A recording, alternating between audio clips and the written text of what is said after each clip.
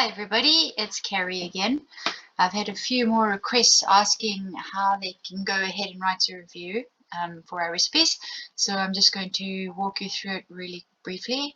First of all, you log into your Amazon account, and at the top here you can either go into amazonkindle.com or amazon.com. So it's www.amazonkindle.com.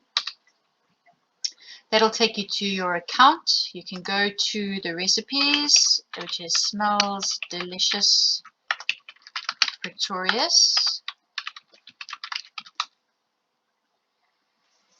And you can click on the one that you downloaded. If you can write a review for, if you download all of them, you can write a review for all of them. That would be great. So click on one, and then you scroll down to the bottom, and it says review this product, write a customer review. So you click on that and you can give it stars. If you really enjoyed it, you can give it 5. And if you didn't enjoy it, I'd also like to get your feedback. So please feel free to share your comments. Thanks.